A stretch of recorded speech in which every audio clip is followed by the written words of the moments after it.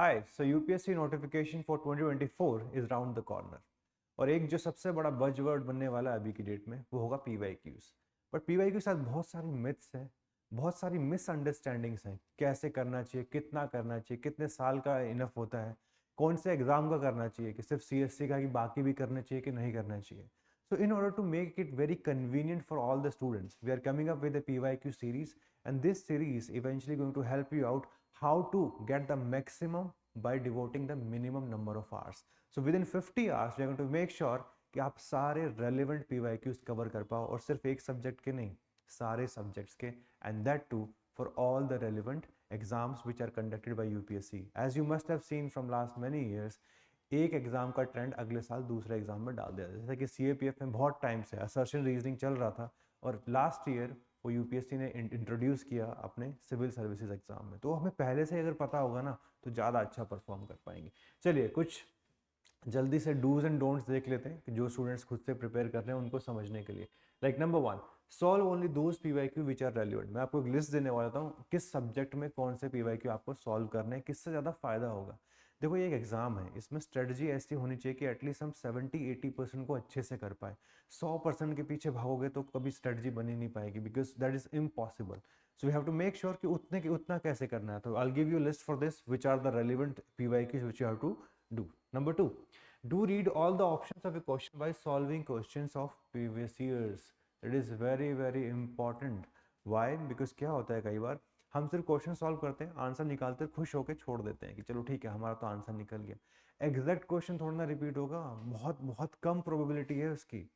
इसलिए आपको क्या करना है कि इवेंचुअली हर छोटे छोटे ऑप्शन को आपको इवेलुएट करना है। नेक्स्ट ईयर के लिए क्वेश्चन जरूरी नहीं सेम आएगा, किसी भी एक specific option A B C D से नेक्स्ट क्वेश्चन बन सकता है। और इस साइंस एंड टेक में बहुत बार देखा गया, कैस्पर कैसनाइन एक बार सिर्फ ऑप्शन में आया था और नेक्स्ट टाइम अराउंड से पूरा एक फुल फ्लेश्ड क्वेश्चन पूछ लिया गया था।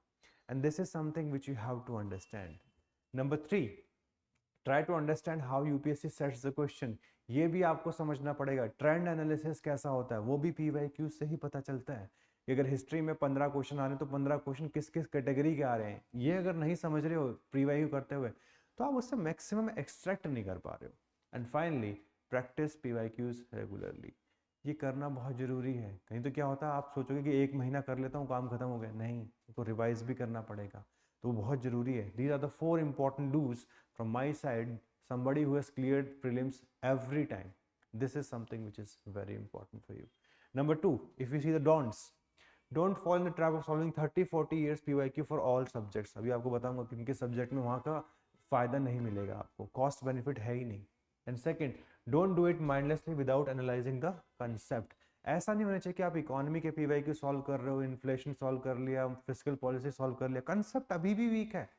कंसेप्ट पे ध्यान नहीं दे रहे, सिर्फ पीवाईक्यू सॉल्व करने में लगेगी, शायद यहाँ से कुछ आ जाएगा, कुछ एग्जैक्ट क्वेश्चन आ जाएगा। That is also not the right approach.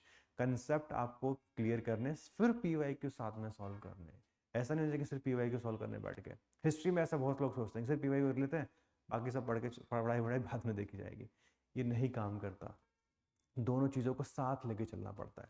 तो make sure all of you who are learning on your own, जो अपने आप से प्रिपेयर कर रहे हो, स्ट्रेटजी कम से कम इसके आसपास रखना। लेट अस क्विकली सी किस सब्जेक्ट में क्या काम कर रहा है। हिस्ट्री है, हिस्ट्री में सारे पीवाईक्यू काम के होते हैं। And here your major focus should be on ancient and medieval, because most of us we are weak in that area, and UPSC has increased the weightage of that area. That's why ancient medieval पे ज़्यादा focus कर सकते हो, but modern कभी भी increase हो सकता है। That's why we have not omitted the modern from here, and we said all the questions are relevant. Number 2, अगर हम बात करें ज्योग्राफी की, तो ज्योग्राफी पे नए नए तरह के क्वेश्चन बन के आ रहे हैं आज की डेट में। तो आपका जो सबसे पहला फोकस किस पे होना चाहिए, मैपिंग बेस्ड क्वेश्चंस पे सबसे ज़्यादा फोकस होना चाहिए। सेकेंड लेवल पे आप चाहो तो इंडियन ज्योग्राफी के कुछ कुछ एरियाज को सॉल्व आउट कर सकते हो, बट इसके ऊपर पहले फोकस करो कि पहले मैपिंग वाला पार्ट, हमें आउटकम निकालना है। हमें इस पे फोकस नहीं करना कि एक क्वेश्चन तो यहाँ से भी आया था, एक क्वेश्चन तो यहाँ से भी आया था।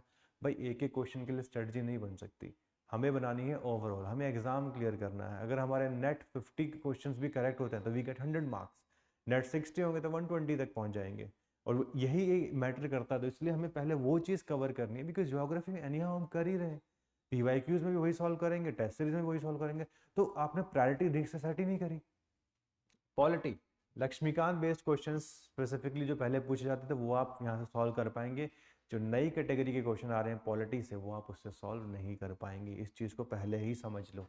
गवर्नेंस स्पेसिफिक जो क्वेश्चंस आ रहे हैं आज की डेट में, प्रिजन रिफॉर्म पे आ रहे हैं, पुलिस के ऊपर आ रहे हैं, जुडिशरी के ऊपर आ रहे हैं, वो सारे क्वेश्चन आपको पीवाईक्यू में नहीं मिलने वाले। Don't fall into that kind of false hope कि वहाँ करके सारा पॉलिटी कवर हो जाएगा, नहीं, वो दुनिया चेंज हो चुकी है, तो ज़्यादा एक्सपेक्टेशन इससे लगानी नहीं है। लक्ष्मीकांत लेवल के जो पहले क्वेश्चंस थे, मनी बिल, फाइनेंशियल बिल, ऐसे ऐसे बेसिक लेवल क्वेश्चन यहाँ से हो सकते हैं।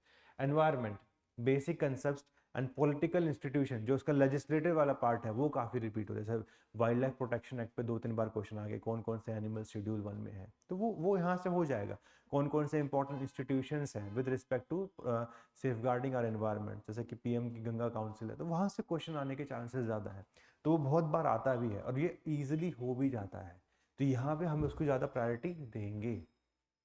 Economics, basic concept from 2013 onward, तो इसके लिए बहुत ज़्यादा पीछे जाने की जरूरत है ही नहीं, आप इतना कर लीजिए, फिर तो साथ में करंट अफेयर्स पे ज़्यादा क्वेश्चन आएंगे, because environment, science and tech, these are the areas जहाँ पे जहाँ पे करंट अफेयर सबसे ज़्यादा आता है, और वहाँ पे आप सिर्फ पीवाईक्यूज करोगे तो उससे कोई ज़्यादा सेंस नहीं बनेगी। तो आप 2013 ऑनवर्ड्स ही सॉल्व करिए, उससे पीछे मत जाइए। मोस्टली टॉपिक्स बार बार रिपीट होते रहते हैं, और हमें ये स्टेटिस्टिक्स में नहीं जाना जरूरत से ज़्यादा, हमें कंसेप्ट पे जाना, बिकॉज इकोनॉमी में जिसको कंसेप्ट आ गए वो सॉल्व कर लेगा। इट्स नॉट अबाउट पीवाईक्यू में था नहीं था, 25 साल पहले आया था, 50 साल पहले आया था, उससे कुछ फर्क ही नहीं पड़ेगा। कंसेप्ट स्ट्रॉन्ग करो ना अपना कम से कम। And science and technology, we are going to give priority to biology specific questions, because वो वाले जो बेसिक साइंस वाले क्वेश्चन है वो ज़्यादा आते हैं, रिपीट होते हैं, अगर होते हैं तो भी। इन केस अगर आप ट्रेंड देखोगे पिछले कुछ सालों का, तो ज़्यादा जो क्वेश्चन आपके आते हैं ना वो घूम फिर के टेक्नोलॉजी से आते हैं, और टेक्नोलॉजी के क्वेश्चन रिपीट नहीं होते हैं।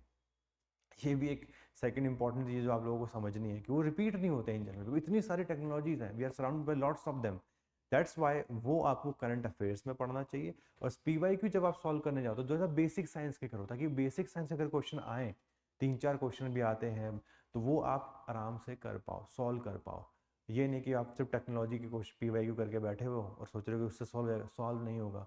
यू कैन ओनली लर्न कि what kind of statesman can be created on a specific topic, and that is something which you can learn, but ये आप प्रायोरिटी में रखिए, और हम भी इसी को प्रायोरिटी में रखने वाले हैं अपने प्रोग्राम में, क्योंकि हमें हिट करना है, हमें इंश्योर करना है minimum number of hours, maximum output, and if you are able to do so that is going to be useful for all of अस।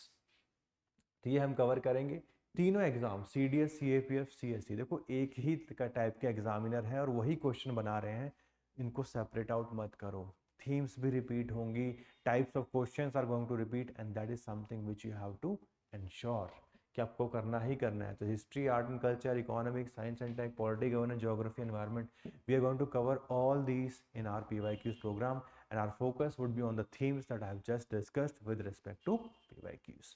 चलिए, अगर हम बात करें डिलीवर्स की, तो ऑल इंपॉर्टेंट एग्जाम्स को कवर करेंगे, सब्जेक्ट वाइज थीमेटिक सेग्रीगेशन होगा, थर्ड कॉन्सेप्ट फोकस डिस्कशन होगा, लास्ट लगभग 50 से 60 घंटे के अंदर इसको फिनिश कर देंगे। ठीक है, so this is what this PYQ program is all about. If you have any doubt, you can call on these numbers. You can even join our channel to get these kinds of videos which can help you in recalibrating your strategy from time to time and eventually get the most coveted job in this country.